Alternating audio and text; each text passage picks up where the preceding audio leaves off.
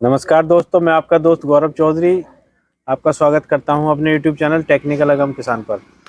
और आज मैं फिर हाजिर हूं एक नई वीडियो के साथ। और आज की वीडियो बिल्कुल अलग होने वाली है और बहुत अच्छी आपको जानकारी मिलेगी इसके साथ में। और आज हम आपको बताएंगे जैव रसायन बनाने की विधि और इसके प्रयोग की विधि के बारे में। तो हम आज गबे में आ गए हैं और सर हैं हमारे साथ, जैव रसायन बनाते हैं, इसका प्रयोग के बारे में भी लोगों को सिखाते हैं कैसे कैसे इसके अलग अलग प्रयोग हो सकते हैं। तो नमस्कार सर। नमस्कार जी। पहले हमारे दोस्तों को आप अपना परिचय दीजिए, फिर इसके बारे में बात करेंगे। मेरा नाम आशुतोष प्रताप सिंह है। ये गांव गवां है, जिला संभल, उत्तर प्रदेश के हम रहने वाले। हमारा नंबर है 9971506594। आप जिसकी बात कर रहे हो इसको जैव रसायन कहते हैं, इंग्लिश में इसको बायो एंजाइम कहते हैं, मिराकल एंजाइम कहते हैं। बहुत सारे इसके नाम अलग अलग हैं जी। और इसको मैं इस तरह कहूँगा कि ये है तो हमारे आयुर्वेद से, जी जी, लेकिन इसका डेवलपमेंट हुआ इंडोनेशिया में। जी तो जो इंडोनेशिया में हुआ तो वहाँ पे इसको पहला नाम दिया गया था गार्बेज एंजाइम, जी के नाम से। गार्बेज एंजाइम का मतलब हो गया कि कचड़े से इसको बनाया गया था। जी जी। कचरा मतलब कचरे से कुंदन वाला जो फैक्टर है वो बनाया गया था इसको। जी जितने भी आपका किचन वेस्ट है, जी जी, किचन वेस्ट का इस्तेमाल करते हुए, भाई किचन वेस्ट आज की तारीख में आप कहीं भी जाएंगे तो जो सारा कचरा है, जितना भी आपका कचरा निकलता है, जी जी, उसमें एक प्रमुख कंपोनेंट किचन वेस्ट होता है। बिल्कुल। मतलब किचन वेस्ट या ऑर्गेनिक वेस्ट आप कह लेंगे। सब्जी मंडियों में इतनी सारी सब्जियां वेस्ट होती हैं, जी जी, ये सारी चीजें होती हैं। बहुत तो सारा ढेर पड़ा रहता है। टोटल कचड़े में वर्ल्ड वाइड बिल्कुल। करीबन 30-40% और इवन तो कुछ कुछ जगह पर तो 60-70% जी। किचन वेस्ट है, मतलब जो सब्जियों का वेस्ट है। इतना जब वेस्ट इकट्ठा होता है तो उसको कैसे यूटिलाइज करें, जी। तो उसको लेकर ये एक मुहिम चली कह लीजिए, या इसके ऊपर काम हुआ।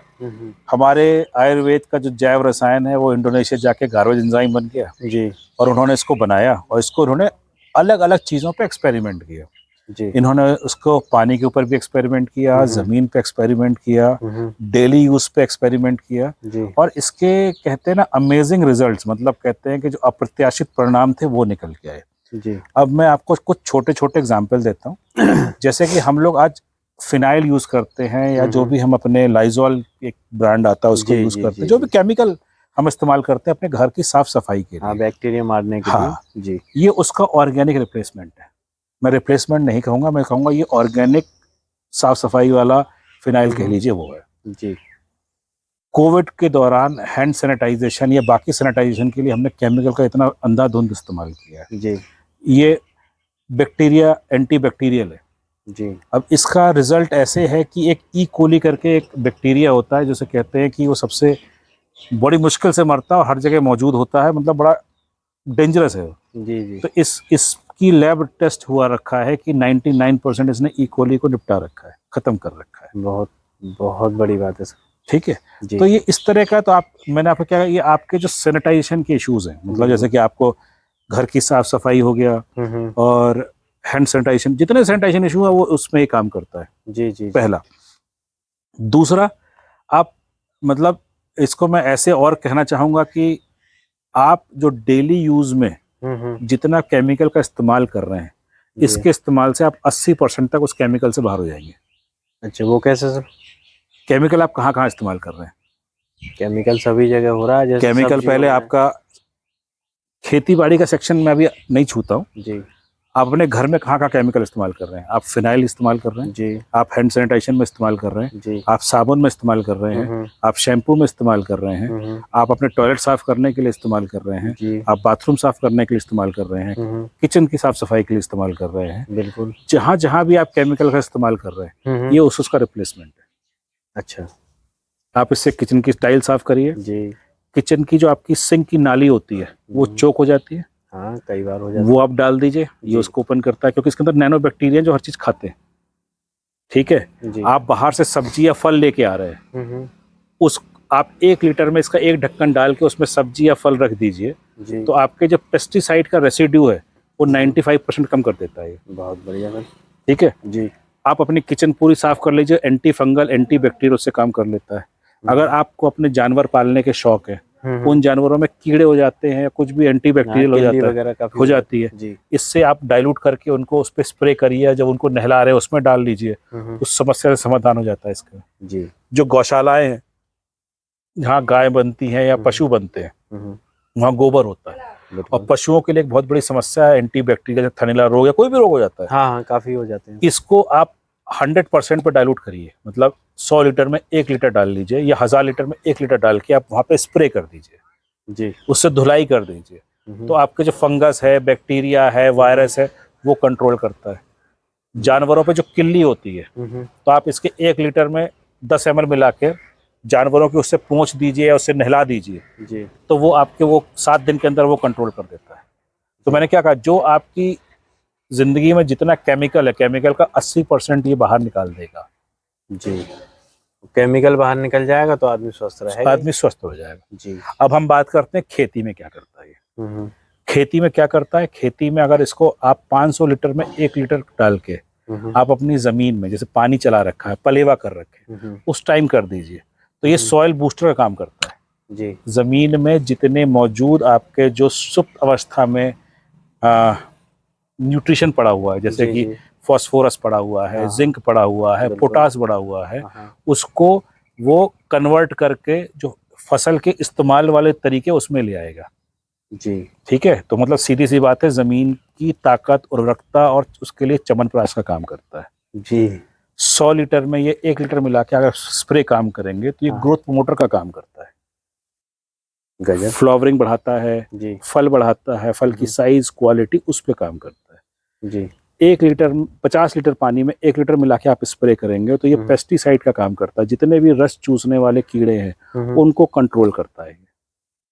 जी। ठीक है, इसका खुला स्प्रे कर देंगे तो हर्बिसाइड का भी काम करता है। जी। अब ये पूछो क्यों करता है, क्योंकि ये फर्मेंट होके बनता है, ये ऑर्गेनिक एसिड है।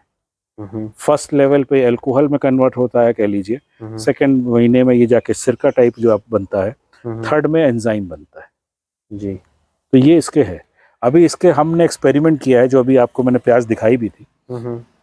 हमने क्या किया कि इन जनरल हमारे यहाँ पे डीएपी का बहुत इस्तेमाल होता है या एनपीके का बहुत इस्तेमाल होता है, और वो सबसे कॉस्टली खाद है आपकी। बिल्कुल। 1500 रुपए का एक 50 kg का बैग है, और जो आलू वाले किसान स्पेशली 1 बीघे में 2 से 3 बैग, इसका मतलब हो गया 1 एकड़ में 12 से 15 बैग का इस्तेमाल कर रहे हैं। सर कई जगह तो मैंने 4-4, 5-5 बैग भी डालते देखे। ठीक है ना, तो अब इतना डीएपी आप इस्तेमाल कर रहे हो तो उसकी जमीन की हालत, सेकेंडली आपकी लागत कितनी बढ़ गई है। तो हमने इस पे क्या किया, क्योंकि डीएपी के बैग पे लिखा होता है कि 39.5% अगर आप वाटर सॉल्युबल, जी, अगर पानी में घोलते हो तो 39.5% सॉल्युबल है, और सीएस मतलब केमिकल में घोलते हो तो आपका 46% फास्फोरस सॉल्युबल उसके अंदर। जी। तो हमने उसी फॉर्म में, क्योंकि ऑर्गेनिक एसिड है, तो हमने इसमें क्या किया, 1 लीटर ये लिया, 25 लीटर पानी में इसको मिलाया, और उसमें हमने डीएपी डाल दी। जी। सिर्फ 15 किलो। ठीक है, वो अगले आधे घंटे में पूर्णतः डाइल्यूट हो गई। जी। और उसका हमने 1 एकड़ में स्प्रे किया।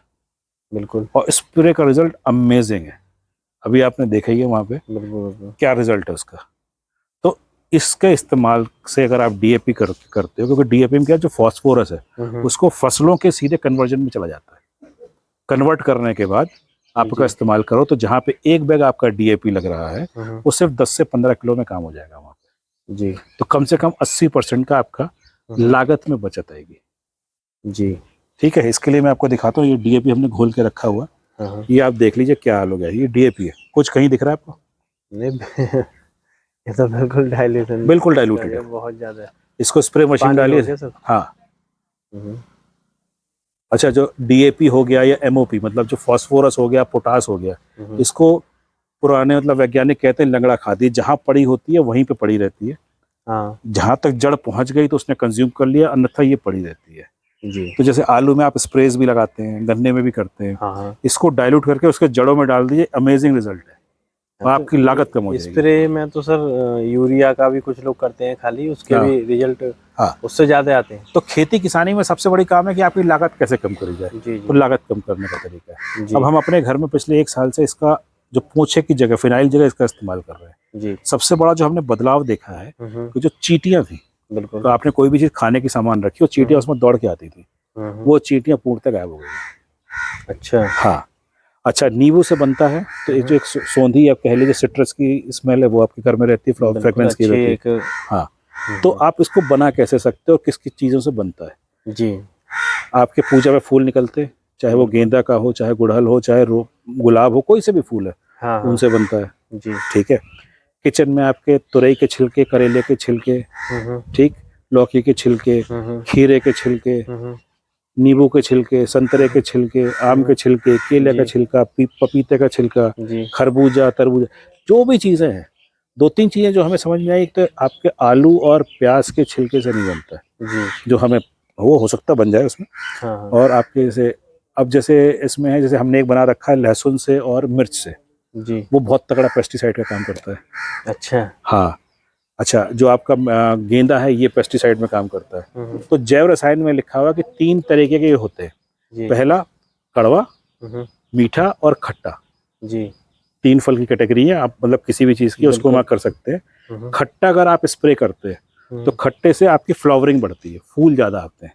अच्छा। और फूल पहले आते हैं, जैसे आपके कोई 1 महीने बाद फूल आने वाले हैं, तो इसको आप स्प्रे कर देंगे तो फूल में पहले आ जाते हैं। मीठे का आप इस्तेमाल करते हैं तो मीठे में क्या होता है कि वो फल की गुणवत्ता, मतलब चमक हो गया, उसकी क्वालिटी, उसकी साइज और उसकी टूटने के बाद क्षमता, कितने दिन तक वो प्रिजर्वेटिव फॉर्म में रह सकता है, बिल्कुल, उसमें काम करता है। अच्छा। और जो कड़वा है, कड़वा आपका पेस्टिसाइड मतलब कीड़ों का रिपल्शन में काम करता है। जी। तो ये 3 तरीके से होता है। बिल्कुल। अच्छा, बनाने की विधि आसान है, हाँ, लेकिन ये रोज डिमांड करती है। अच्छा। आप 1 लीटर जैसे आपने पानी लिया, उसमें 300 ग्राम छिलके हो गए, किसी भी जिसकी चीज ले रहे हैं, और 100 ग्राम गुड़।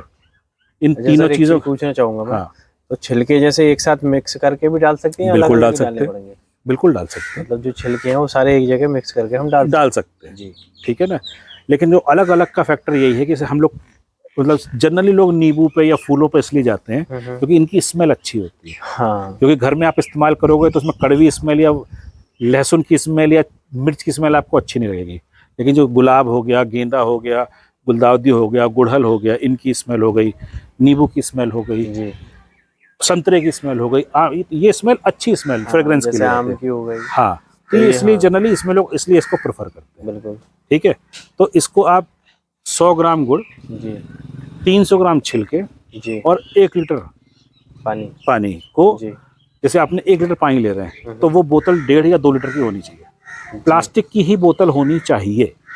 अच्छा। हाँ, लोहा क्योंकि एसिड है रिएक्ट करेगा, और कांच क्योंकि इसमें प्रेशर होता है, प्रेशर बनता है, तो फूटने की समस्या कांच में आ सकती है, इसलिए आप करिए।